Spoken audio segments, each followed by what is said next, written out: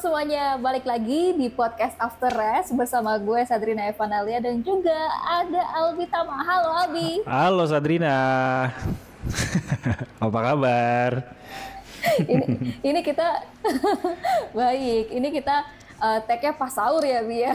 Habis MotoGP gitu race-nya kita langsung ngebahas gitu ya. Benar. Nah, ini Bi, kita akan ngebahas soal MotoGP Argentina 2025 yang menurut gue tadi di awal mungkin agak boring gitu ya, tapi di pertengahan, di awal-awal juga ada overtake gitu ya, ada overtake, tapi di tengah-tengah agak boring, kemudian di akhir nih baru gregetnya dapat banget gitu. Nah untuk hasilnya, ini gue bacain dulu ya Bi.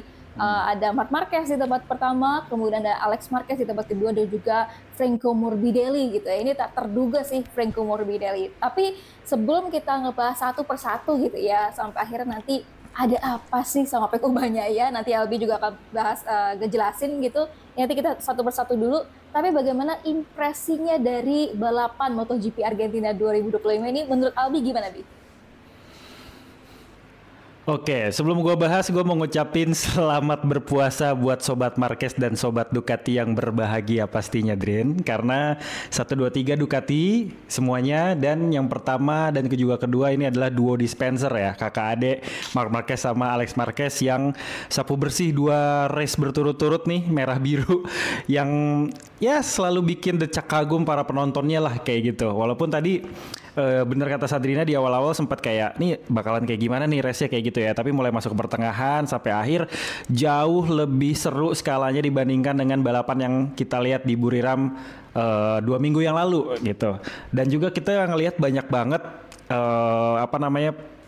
pergerakan-pergerakan dari pembalap ataupun dari tim-tim balap tertentu yang memang bikin kita wah ini ada peningkatan nih. Kayak contohnya kita lihat ada Johan Zarco yang mana dia tim satelitnya Honda yaitu LCR Honda bisa merangsek di 2 hari berturut-turut ini selalu ada di top 5 terus, walaupun tadi pada saat race utama dia finish posisi ke-6 karena di last lap dia kesusul sama Fabio Di Gia, tapi gue sudah melihat ada perubahan yang signifikan dan arahnya positif ya dialami sama Honda. Dan bahkan Juan Mir pun daripada saat kemarin dilakukan sprint race sampai dengan race hari ini juga selalu ada di 10 besar. Luca Marini juga ada di 12 besar. Jadi cukup menyenangkan ya melihat adanya perubahan-perubahan positif di sejumlah tim-tim balap yang memang statusnya konsesi gitu. Jadi nggak yang monoton mereka di belakang terus gitu, tapi juga ada perlawanan yang memang dilakukan terhadap tim-tim yang udah berkuasa sejak 3 tahun terakhir, katakanlah Ducati kayak gitu.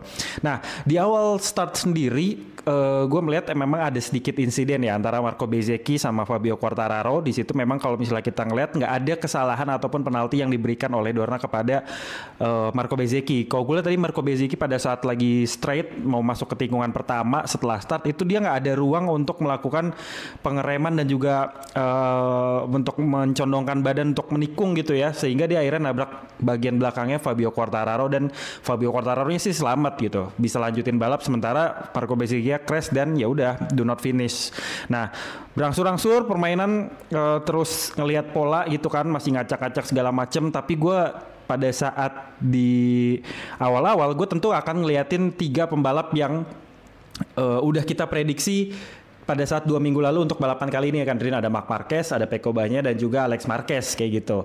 Karena posisi start di Argentina ini biasanya memang akan menentukan siapakah yang akan memimpin jalannya balapan. Dan bener aja dari awal sampai akhir kita ngelihat setidaknya Marc Marquez sama Alex Marquez nih yang berada di posisi terdepan gitu. Nah ketika ngelihat formasi pola-pola yang lagi dibentuk selama berjalannya race, itu tadi gue ngeliat kayak ada permainan dari Johan Zarco yang di 2 hari ini, nggak cuma 2 hari, di 3 hari ini ngeluarin sesuatu yang baru gitu. Dan dia ketika diwawancara juga punya statement yang nadanya tuh positif, energinya juga keluar, dan dia juga jadi punya strategi apa yang harus dilakukan gitu, karena dia udah lama nggak ngerasain ini. Setelah dia masuk ke Honda, hengkang dari Pramac Ducati, dia punya tugas buat mengembangkan RC213V. Nah pada saat mulai free practice dia juga sempat masuk kualifikasi di posisi P3. Gue juga cukup kaget apakah ini hanya kebetulan aja atau akan konsisten di sprint race dan juga di main race-nya. Dan ternyata itu benar dilakukan sama Johan Zarco. Johan Zarco juga sempat bilang pada saat sprint selesai, kalau misalnya pada saat race yang tadi udah kita tonton, Ducati itu tidak memilih ban yang tepat, maka akan jadi keuntungan bagi Johan Zarco untuk terus merangsek di posisi 5 besar atau bahkan top 3 gitu. Tapi ternyata pemilihan ban yang dilakukan oleh Ducati, khususnya oleh Marc Marquez dan juga Alex Marquez, ini sudah tepat sehingga Johan Zarco nggak bisa berbuat apa-apa gitu. Bahkan untuk nyusul Pecco Bagnaia pun agak kesulitan gitu dan nggak sampai kekejar. Dan di akhir-akhir ya Johan Zarco mau nggak mau kececer, kesusul Franco Morbidelli, kesusul juga sama Fabio Di Gia di lap terakhir. Nah terus juga gue menikmati pertarungan yang terjadi antara Joan Mir, terus juga Pedro Acosta dan Ai Ogura. 3 pembalap ini posisinya ada di 8, 9, 10 kan Rin.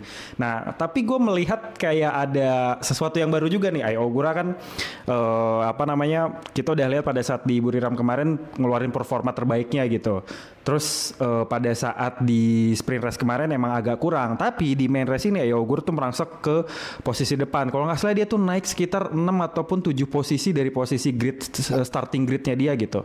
Terus juga ada perlawanan yang dilakukan oleh Joan Mir dengan Pedro Acosta susul-susulan, dan ya ini menambah bukti aja sih kalau apa yang terjadi dengan Johan Zarco di tim Honda ini juga dirasakan sama Joan Mir gitu di tim Castrol Honda sendiri. Sehingga gue berharap ini nggak cuma di Argentina aja tapi juga bisa terus berlanjut ke race selanjutnya, baik itu di kota, di Qatar, dan sepanjang musim 2025 ini. Jadi benar-benar ada peningkatan yang dilakukan gitu, dan gue juga berharap ini akan dirasakan juga sama pembalap-pembalap Yamaha mulai dari Fabio Quartararo, Alex Rins, terus juga Miguel Oliveira yang hari ini nggak bisa lanjut balap karena kemarin ngalamin insiden sama Fernando Aldeguer, terus juga sama Jack Miller kayak gitu.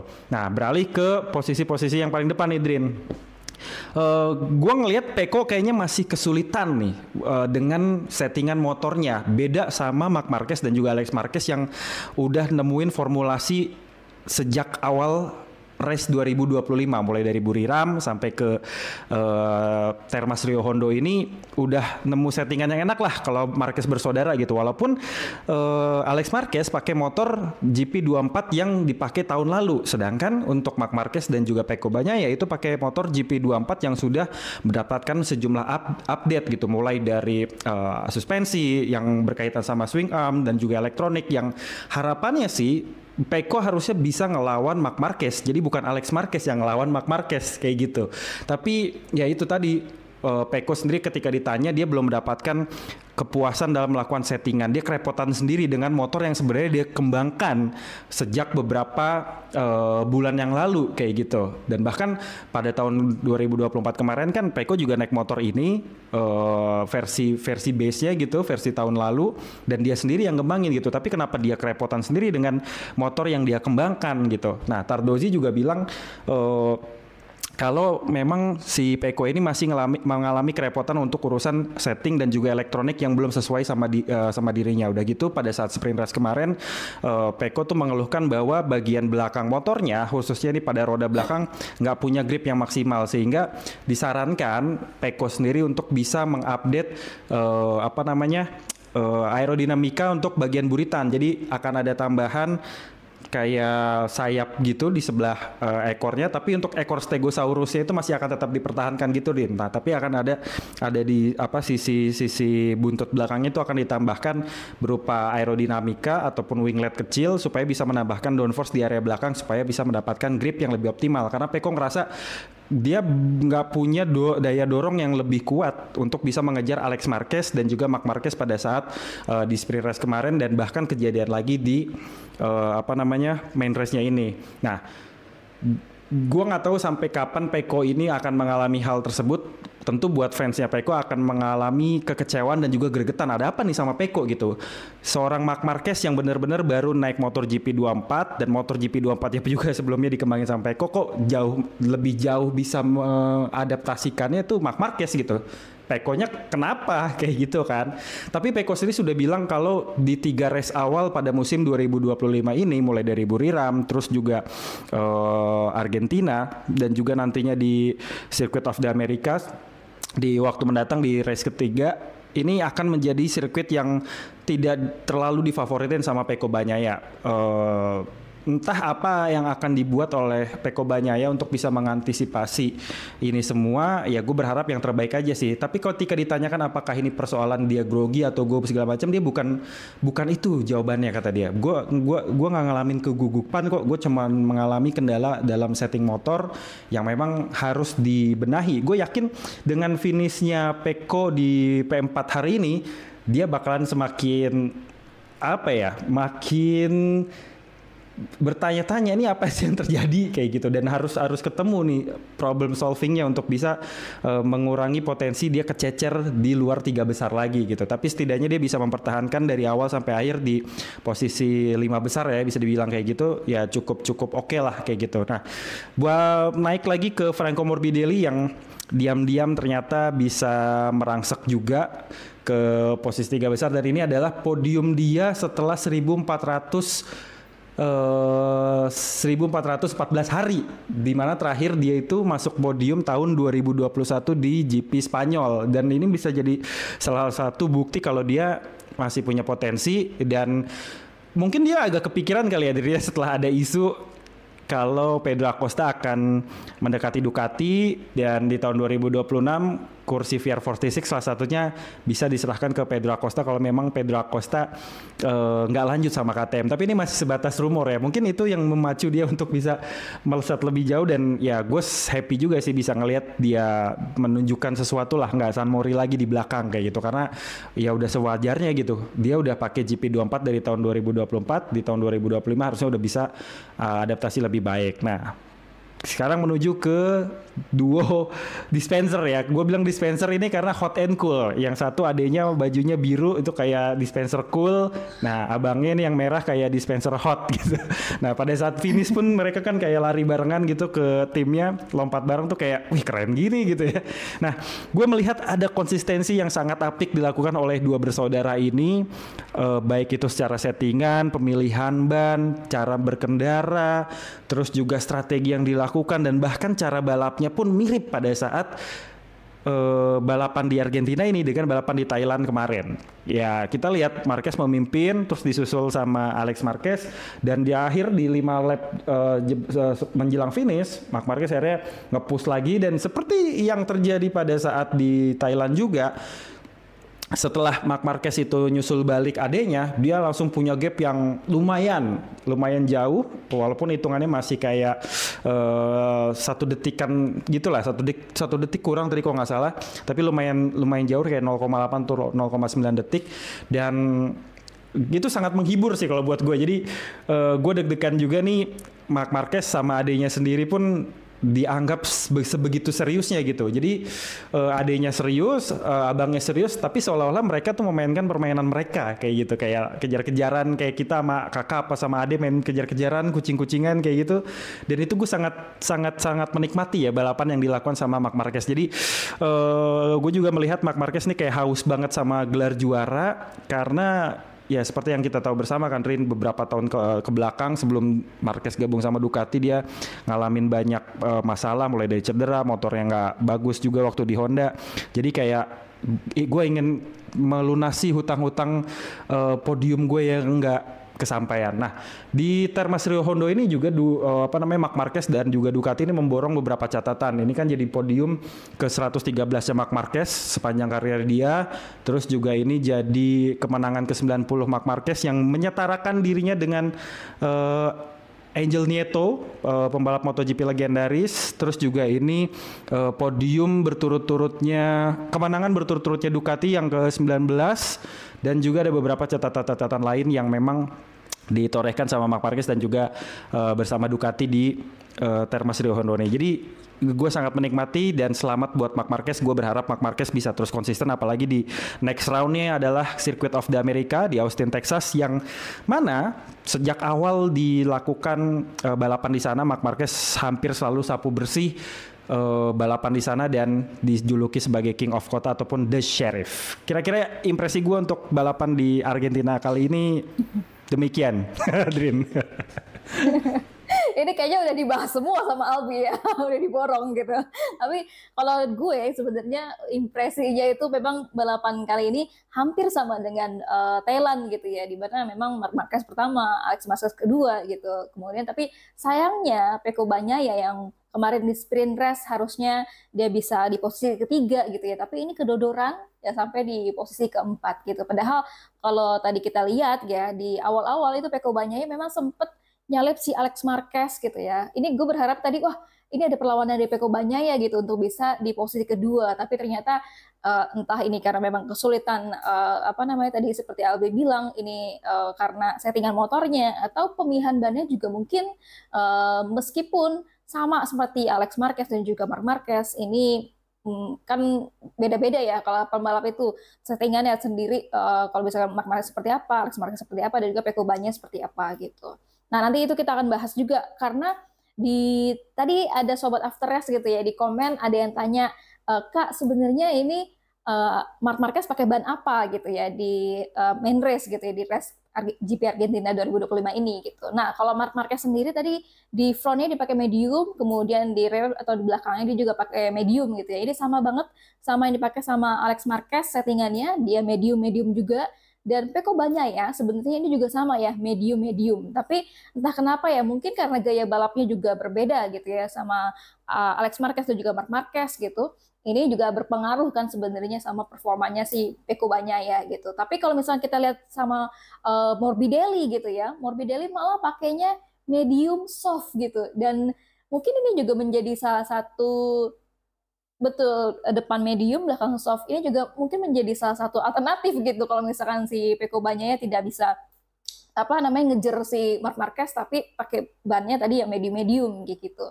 Nah kalau misalkan kita lihat nih Bi, tadi di abis performanya dari race gitu ya. Tadi juga ada sempat diwawancara kan. Kalau wawancaranya Morbidelli tentu aja dia merasa senang karena tadi udah 1000 berapa tuh 1000 hari dia baru lagi nih pertama kalinya untuk bisa naik podium gitu ya. Dan seperti yang kita udah bahas-bahas seperti sebelumnya gitu.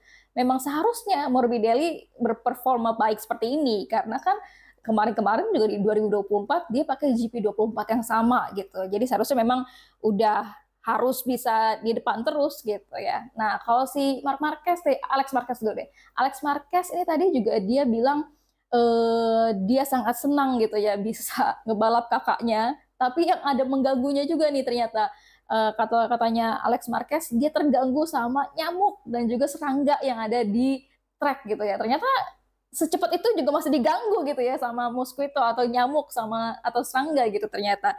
Dan kalau katanya Marc Marquez gitu ya, Marc Marquez tentu aja dia senang banget bisa memecahkan rekor lagi terhadap dirinya yaitu menyamakan gitu ya juara di kategori seperti Angel Nito yaitu sebanyak 90 gitu ya, 90 kemenangan. Nah, kalau misalkan dia bilang waktu kemarin-kemarin di sprint race atau di Thailand gitu ya, dia cukup kesulitan gitu ya. Meskipun kita lihat si Marc Marquez ngacir di depan terus, di sini Marc Marquez juga bilang ini dia cukup kesulitan gitu. Memang kalau kita lihat terbukti sih memang Marc Marquez itu kesulitan ketika si Alex Marquez itu udah nyalip duluan gitu, nyalip duluan si Marc Marquez karena Marc Marquez sempat melebar kan, kemudian disalip sama Alex Marquez gitu. Terus si Marc Marquez bilangnya apa namanya dia, namun ketika di deket-deket akhir gitu ya, di lap-lap akhir, Marc Marquez itu mulai feeling lagi sama ban depannya ya, ban belakangnya gitu.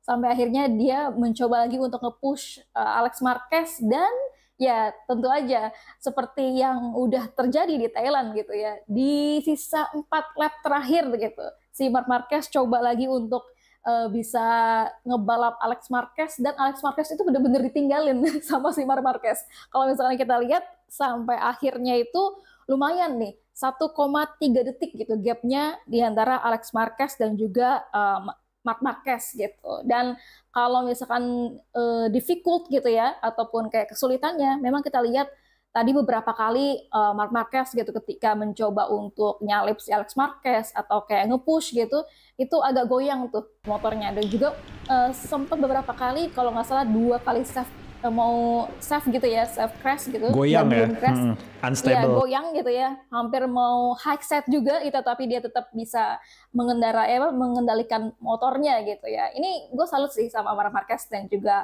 Alex Marquez. Tapi gue merasa juga Bi, karena apakah ini memang benar katanya Albi gitu ya, permainannya Marc Marquez dan juga Alex Marquez. Kalau misalkan gue lihat tadi Marc Marquez kayak udah nggak apa-apa ngebiarin Alex Marquez dulu gitu. Kayak ini memberikan sebuah pelajaran buat adiknya gimana gimana caranya bisa mengelola ban, mengelola permainan balapan gitu ya. Sampai akhirnya nanti ya mungkin bisa jadi gitu ketika nanti di seri-seri berikutnya ini kakak ade ini selalu berdua gitu di atas gitu kan. Dan kalau misalkan kemarin juga ditanyain gitu ya, Alex Marquez bilangnya ini kalau wartawan yang nanya gitu, wartawan MotoGP waktu itu nanya si Alex Marquez, Alex gitu kan, kalau misalkan nantinya lu bakal berprediksi diri lu sendiri bisa jadi kandidat juara dunia nggak gitu ya, juara dunia 2025 gitu. Alex Marquez jawabnya, ini tergantung sama Marc Marquez, dia ngasih atau enggak gitu ya. Ini kocak banget sih berdua ya. Iya, Gitu. iya. Nah oke, Iya. ini langsung kita Gue mau ngebahas nambahin lagi. juga nih, Drin. Ya, ya oke, ya Bi. Eh, yang gue juga punya penilaian ini nih. Ada hal kenapa mungkin ada yang bertanya-tanya ketika Marc Marquez dan juga Alex Marquez di depan berdua gitu, kenapa bisa meninggalkan gap yang begitu jauh dengan pembalap yang ada di belakangnya, katakanlah meninggalkan Pecco ataupun Franco Morbidelli dengan gap yang di atas 1 detik, bahkan hampir 2 detikan kayak gitu.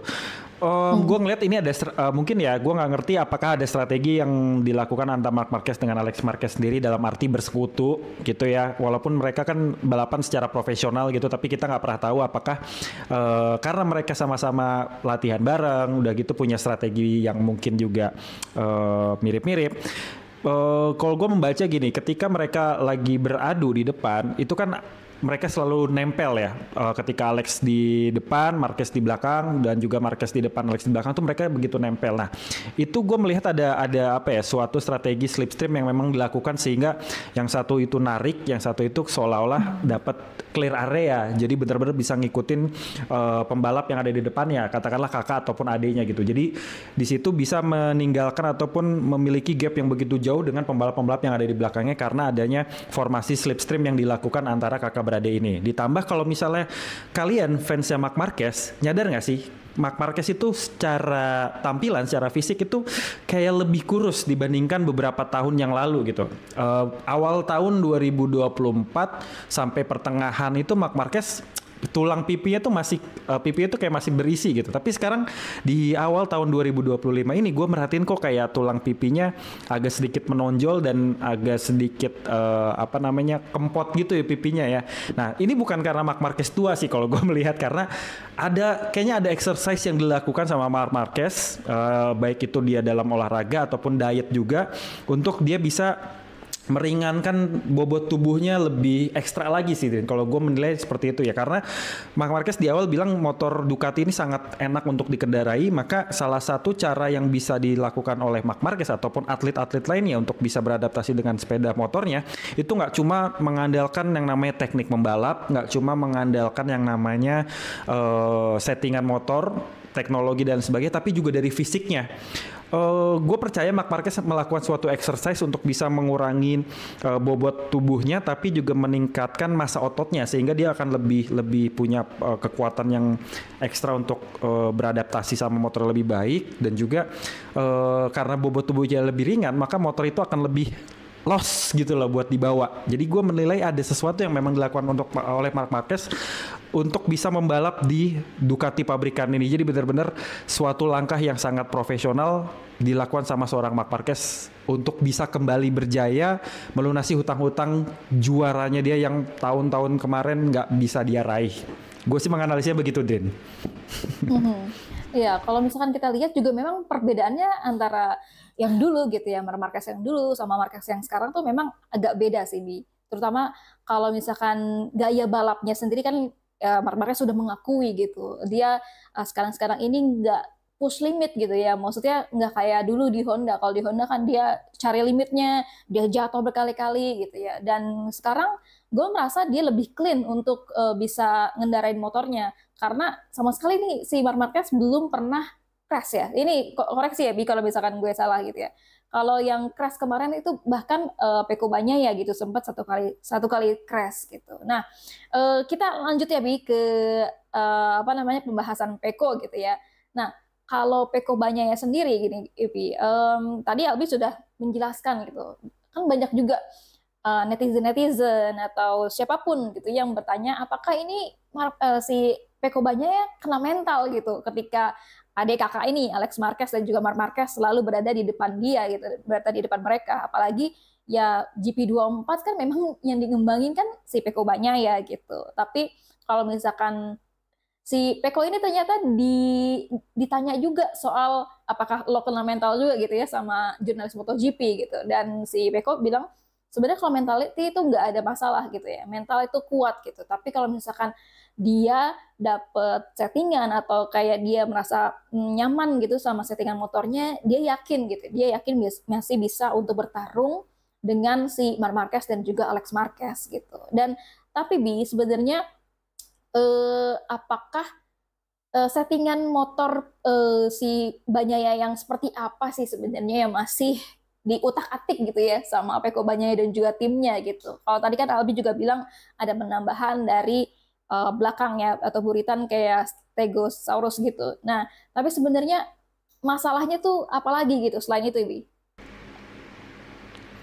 Nah, terkait dengan persoalan pada GP24-nya punya Pecco, sebenarnya ini Pecco sendiri masih tanda tanya sebenarnya. Dia kan beberapa kali juga bilang sama Tardozzi, bilang sama Dalinya, ini harus segera diatasin kayak gitu. Sebenarnya mungkin mereka sudah menemukan apa yang jadi kendala gitu. Hanya saja untuk melakukan problem solving itu belum ketemu racikan yang pas dalam melakukan setting motornya supaya di bawahnya enak, tenaganya tetap oke, di bawah nikung dan gripnya oke gitu. Nah, untuk bisa melakukan setting tersebut, para mekanik ataupun pembalap itu kan butuh waktu dan juga butuh buat ngetes motornya dengan waktu yang begitu cepat. Sebenarnya Pecco ini tipikal yang apa ya? Kalau kita lihat di tahun 2023, 2024 dia dalam melakukan setting motor tuh cepat gitu loh. Cepat, terus juga selalu berhasil. Tapi entah kenapa di awal tahun 2025 ini gue ngelihat kayak ada sesuatu yang mungkin nggak well prepare dilakukan oleh Pecco dan juga teknisinya gitu. Nah, beberapa kendala yang memang dihadapi Pecco diantaranya itu pertama adalah soal grip ban belakang yang belum sempurna. Nah, makanya Pecco sampai diusulin sama timnya dan juga kru chiefnya buat ya udah selama belum ada tindakan dari pelarangan penggunaan update di luar mesin kayak misalnya aerodinamika ya pakai aja gitu. Karena Pecco sendiri untuk di Argentina ini kan bilang dia nggak dapat grip yang begitu oke untuk di bagian roda belakangnya, sehingga untuk bisa mendapatkan grip yang oke dan juga putaran mesin ke rodanya itu juga bisa maksimal karena nempel banget sama aspal, maka harus ada formulasi untuk dilakukan baik itu dari suspensi kah atau dari aerodinamika kah supaya bisa menambahkan downforce di bagian belakangnya. Dan salah satu yang disarankan adalah itu tadi penambahan aerodinamika di bagian buritan belakang. Tapi tadi di race Argentina gue belum melihat apakah si penambahan aerodinamika itu udah ditempelkan ke motornya Pecco atau belum. Nah, gue juga akhirnya ngelihat buntut ekornya Marc Marquez kan pada saat di Parc Ferme setelah finish di Marc Marquez sih belum ada gitu. Apakah untuk melakukan update tersebut harus seragam atau disesuaikan dengan kebutuhan setiap pembalapnya nih? Nah, itu yang memang masih belum diputuskan ataupun bisa ditelaah kayak gitu. Tapi selain itu pemilihan untuk Pecco kan dari dulu masalahnya adalah kesulitan untuk memilih ban mana yang tepat untuk race di suatu sirkuit tertentu. Nah, itu juga sampai sekarang gue lihat masih jadi kesulitan daripada Pecco Bagnaia sendiri. Walaupun beberapa kali dia memutuskan untuk penggunaan ban itu tepat, tapi dia nggak jarang juga mengeluhkan saya salah memilih ban, harusnya pakai ban soft, tapi akhirnya gue pakai medium kayak gitu. Jadi hal-hal yang seperti itulah yang mungkin bikin Pecco belum totally all out di 2 race pertama ini. Tapi Pecco sendiri sebenarnya sudah bilang pada saat di Buriram kemarin bahwa di 3 race pertama ini dia nggak terlalu berekspektasi tinggi karena 3 sirkuit yang akan dihadapi ini bukan sirkuit favoritnya dia. Ditambah juga dia belum menemukan setting yang memadai buat motornya, mulai dari elektronik, lalu juga buat suspensi dan lain sebagainya, sehingga dia belum maksimal kayak gitu. Kalau misalnya ada yang bilang kok Marc Marquez bisa nemuin settingan kayak gitu, nah itu kan beda-beda. Setiap rider itu dengan posturnya dia, gaya balapnya dia, terus juga dengan adaptasinya dia, nggak bisa disamaratakan untuk menggunakan settingan yang sama, sehingga nggak bisa dikomparasikan antara settingannya Pecco dan juga Marc Marquez. Harus sama atau harus beda, lebih pinter Marquez atau lebih pinter Pecco, gitu nggak bisa disamaratakan, karena kalau untuk urusan setting itu tergantung dari gaya balap, postur tubuh ataupun kondisi fisik tertentu, sehingga ya gue berharap Pecco setelah balapan di 3 sirkuit perdana yang akan dihadapi ini bisa nemuin settingan bagus dan bisa lebih all out untuk mengimbangi Marc Marquez yang memang lagi kelihatan superior banget dan haus untuk mendapatkan gelar juara dunia. Karena kalau misalnya terus-terusan seperti ini, konsisten kayak gini, bukan hal yang nggak mungkin Marc Marquez bisa gaet gelar juara dunia yang ke-9 di tahun 2025. Gitu Drin, kira-kira. Dan kalau misalkan waktu kemarin awal-awal Pecco Bagnaia sebenarnya bilang ini adalah di masalah pengeremannya dia gitu ya, selain dari gripnya. Tapi kemudian mungkin pengereman ini sudah diminta untuk upgrade ke timnya dan nggak ada masalah lagi. Dan masalahnya tadi ya grip dan kemudian juga mungkin balancing antara motornya itu lumayan mesti harus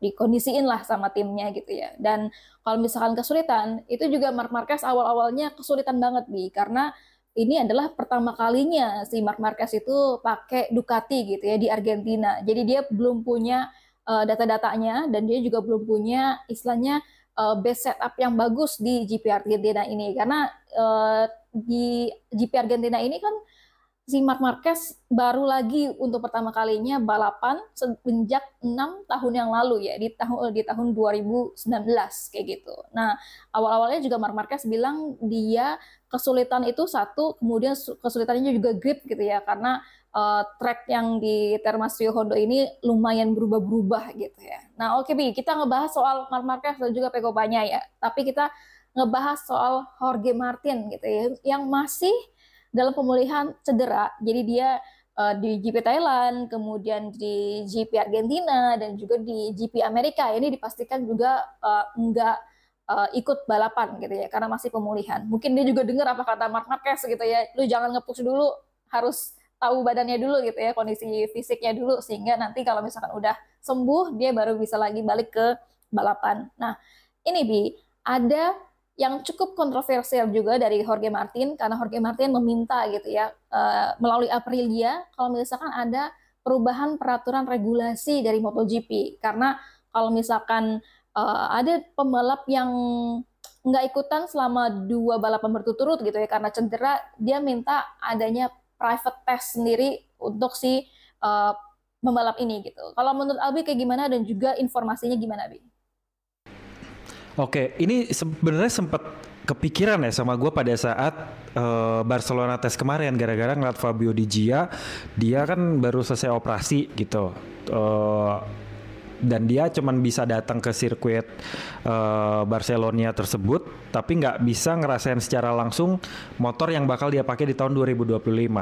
Terus oke lah, masih ada Sepang test, masih ada Buriram test, tapi itu bagi gue ngerasa tidak akan fair bagi sejumlah pembalap yang memang sedang mengalami cedera ataupun nggak bisa ikutan tes di pramusim gitu kan, mulai dari tes pramusim di akhir tahun sampai tes pramusim di awal tahun yang di Sepang dan juga di Buriram tersebut. Nah, terus dilalahnya kejadian lagi pada saat di Sepang si Fabio Di Gia ngalamin crash dan cedera lagi. Terus juga ada Raul Fernandez yang juga cedera. Ketambahan juga si Jorge Martin yang cedera ternyata parah. walaupun sudah selesai dilakukan operasi dan harusnya siap balapan di Buriram, tapi pada saat latihan menggunakan motor Superbike dia crash lagi, dan crashnya itu bikin cederanya makin parah lagi kayak gitu. Jadi gue ngerasa kayaknya emang perlu deh ada suatu regulasi yang dibikin untuk para pembalap yang baru pulih dari cedera, khususnya nggak ngikutin tes pramusim secara optimal untuk mendapatkan kesempatan melakukan pengetesan motor MotoGP gitu. Oke lah, kayak kemarin Jorge Martin terus juga Marc Marquez kan sempat latihan bareng gitu pakai motor Superbike. Marc Marquez pakai Ducati V2, Panigale V2, terus si Jorge Martin pakai Aprilia RS V4. Mereka fun aja, enjoy kayak gitu. Nah tapi kalau misalnya statusnya kayak Jorge Martin cedera parah gini, terus dia untuk latihannya pakai motor Superbike, itu menurut gue nggak apple to apple, karena motor Superbike Aprilia nih ya, RS V4 kita bicara, itu konfigurasinya walaupun sama-sama V4, itu beda dengan yang ada di MotoGP. Di MotoGP V4-nya yang punya Aprilia itu 90 derajat, dan sedangkan untuk Aprilia RS V4 yang dia pakai untuk latihan, yang mana adalah motor Superbike, motor jalan raya, itu konfigurasinya 65 derajat. Tentu secara power, terus juga secara cara menikung karena sasisnya juga beda, akan ada perbedaan yang bisa dirasakan sama seorang pembalap. Udah gitu juga penerimaan antara ban dan juga kekuatan si motor itu sendiri itu juga akan beda gitu, nggak bisa disesuaikan. Misalnya dia motor Superbike pakai ban MotoGP, itu juga settingannya nggak akan pas 100%, sehingga itu akan menyulitkan buat para rider untuk merasakan gimana sih impresi berkendara dia ketika nantinya turun lagi ke balapan dengan motor MotoGP. Jadi gue sih setuju aja dengan apa yang disampaikan sama tim Aprilia, baik itu sama manajer timnya dan juga sama Massimo Rivola yang sampai ngomong ke Dorna dan juga FIM supaya diberikan regulasi seperti itu. Nah, tinggal mungkin kalau nantinya semua tim dan juga semua pembalap setuju dengan apa yang diusulkan sama Aprilia tersebut, bukan hal yang nggak mungkin, itu bakal direalisasiin. Tapi gue berharap itu bisa jadi salah satu solusi ya bagi para pembalap yang mengalami cedera di awal tahun dan nggak sempat untuk melakukan pengetesan secara optimal dengan motor yang akan dia bawa di tahun berikutnya. Itu benar-benar bisa membantu. Nih, kalau misalnya kita bayangin nih Jorge Martin, dia belum maksimal loh menggunakan RSGP di tahun 2025 ini, karena pada saat dia menggunakan RSGP di Barcelona Test itu kan motornya juga masih dalam pengembangan. Nah, pada saat di Buriram dan juga di Sepang kemarin itu kan ada sejumlah pemantapan dan juga pematangan yang dilakukan sama tim terhadap motornya yang akan dipakai di tahun 2025 ini. Untungnya Marco Bezzecchi bisa mendapatkan formulasi yang bagus yang mungkin bisa di-sharing juga ke Jorge Martin. Coba kalau misalnya Marco Bezzecchi kesulitan dan nggak punya ide sama sekali untuk bisa memberikan setting terhadap RSGP-nya. Gimana nggak keteteran itu Jorge Martin baru sembuh cedera, dia belum adaptasi sama motornya, disuruh pakai motor yang juga masih harus dikembangin lagi. Berat banget tentunya. Jadi gue berharap mungkin nanti akan ada beberapa ide-ide daripada pembalap ataupun tim terkait hal ini bisa diterima, walaupun memang harus ada pagar-pagar khusus ya supaya regulasi ini nggak dimanfaatkan sama beberapa tim ataupun pembalap yang tanda kutip ingin nge-cheat kayak gitu kan. Bisa aja kayak dia cedera, seolah-olah cedera, tim yang lain yang mengembangkan motor, terus dia nanti di bagian pas awal-awal pramusim kayak gitu. Jadi harus banget ketat, tapi juga harus mempertimbangkan kebutuhan rider untuk bisa balik lagi ke lintasan balap pasca cedera. Kalau dari gue sih begitu ya, Drinda. Iya, kalau misalkan tadi ada pernyataan yang menjawab atau merespon soal ini, yaitu ada Tardozi dan juga Marc Marquez gitu ya. Tardozi dan juga Marc Marquez ini hampir mirip komennya gitu, karena si Tardozi bilangnya oke, itu adalah salah satu ide yang cukup baik gitu ya, tapi tidak diberlakukan di tahun 2025 ini. Kalau mau regulasi yang diubah adalah untuk tahun 2026, karena dia ngebandingin gitu loh. Kalau misalkan nggak adil rasanya kalau misalkan 2025 untuk khusus Jorge Martin gitu ya, untuk mengakomodir Jorge Martin itu diberlakuin gitu. Tapi waktu dulu kalau Enea Bastianini cedera gitu ya di tahun 2024, kemudian Marc Marquez gitu di Honda gitu ya, itu kan nggak dikasih juga private test seperti ini gitu. Itu pun juga diaminkan oleh si Marc Marquez gitu. Marc Marquez juga hampir sama mirip dengan Tardozi. Dia bilang ya itu ide yang bagus, tapi nanti aja di tahun 2026 gitu. Oke Bi, kita lanjut lagi ke next round Bi ya di GP Amerika gitu ya. Ya inilah udah ketahuan lah ya siapa yang bakal menang kalau menurut gue. Karena kalau dari catatannya di sini Marc Marquez 7 kali jadi juara, kemudian juga 7 kali pole position dari 2013. Gitu ya. Betul. Terus kemudian kalau misalkan dibandingin sama Pecco Bagnaia gitu ya, Pecco Bagnaia hanya meraih 2 kali pole gitu ya, pole position.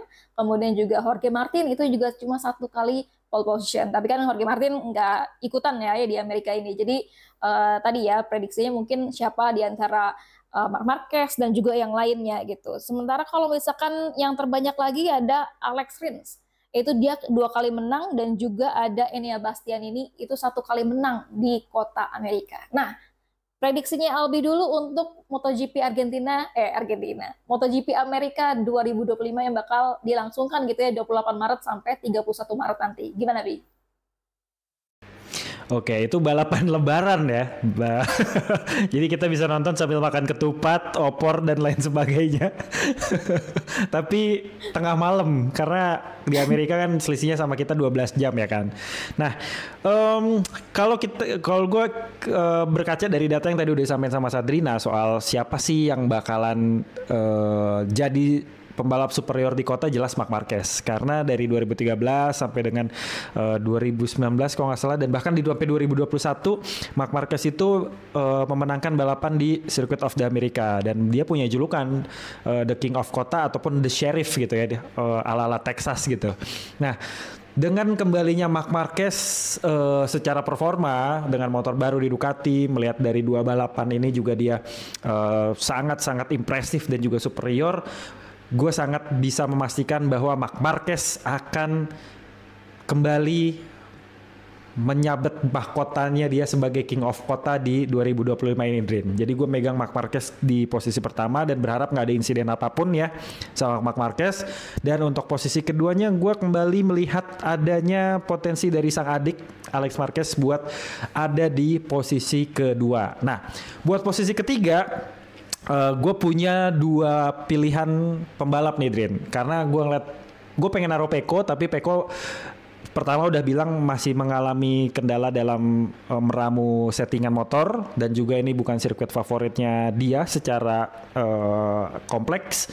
Jadi untuk posisi ketiga gue megang 2 orang. Yang pertama Pecco, keduanya Johan Zarco. Kenapa Johan Zarco? Karena gue ngeliat ada peningkatan dari Honda. Di Argentina ini Johan Zarco mulai dari free practice dan juga sprint race dan balapan bisa ada di posisi 5 besar, walaupun dia finishnya di posisi ke-6 karena kesusul sama Fabio Di Gio di lap terakhir. Dan kalau berkaca dengan apa yang diraih sama Alex Rins di tahun 2023 pada saat dia masih di LCR Honda, dia bisa juara pertama di kota. Bukan hal yang tidak mungkin LCR dengan performanya sekarang yang menurut gue jauh lebih baik pada saat Alex Rins berada di LCR tersebut. Kemungkinan Johan Zarco juga bisa berada di podium ketiga, apalagi dia udah tahu settingannya kayak gimana, terus juga dia matematis untuk ngelawan Ducatinya udah mulai kebayang, hanya tinggal keberuntungan yang berpihak sama dia kayak gitu. Jadi ya posisi 1 Marc Marquez, posisi 2-nya Alex Marquez, posisi 3-nya kalau nggak Pecco, Johan Zarco. Itu yang gue pegang. Kalau lu siapa, Drin? Kalau gue yang pasti tetap ya mudah-mudahan ini kayaknya sama gitu ya, sama kayak Thailand, kemudian juga sama kayak di Argentina, dan juga sama dengan di Amerika gitu ya. Ada Marc Marquez di pertama, kemudian Alex Marquez kedua. Kalau misalkan tadi Albi ketiganya itu ada Pecco Bagnaia dan juga Johan Zarco, gue lebih ke Pecco Bagnaia sih, karena gue masih berharap gitu ya, dan juga mungkin ada perbaikan improvement yang positif gitu setelah di Argentina, karena kan meskipun si Pecco Bagnaia bilangnya oke, tidak nervous, kemudian tenang-tenang saja, enjoy aja, tapi gue yakin di dalam hatinya tuh gimana caranya gue bisa nge-beat gitu ya si Marc Marquez dan juga sama Alex Marquez gitu. Oke, ada lagi yang mau ditambahin Bi sebelum kita tutup podcast kali ini? Gue cuma mau mengapresiasi aja sih sama Marc Marquez. Dia udah lama nggak balapan di kota, udah lama nggak balapan di Argentina. Tapi akhirnya dia bisa finish juara 1. Ditambah dia juga mencatatkan record lap yang lebih cepat daripada yang pernah diraih oleh dirinya sendiri di beberapa tahun yang lalu. Dan selamat buat fansnya Marc Marquez, dan gue juga sangat terimpresi dengan apa yang dilakukan sama Marc Marquez ataupun diraih sama Marc Marquez. Berharapnya Marc Marquez terus konsisten dan bisa ngasih pertunjukan-pertunjukan yang ya udah kita kangenin lagi setelah sekian lama nggak nonton, kecuali tahun 2024 kemarin yang kita juga agak deg-deger ya ngelihat Marc Marquez ini bisa nggak ya dia top 3, bisa nggak ya dia top 3, ternyata dia bisa. Dan berharapnya 2025 ini apa yang diimpikan sama Marc Marquez buat jadi juara dunia atau bersaing sama Pecco Bagnaia memperebutkan itu bisa terlaksana dengan baik dan juga lancar. Itu aja sih Drin yang pengen gue tambahin. Oke, nanti kita saksikan ya, kita tunggu gitu ya, gimana pertarungan nanti, mungkin ada gitu pertarungan antara Marc Marquez dan juga Pecco Bagnaia.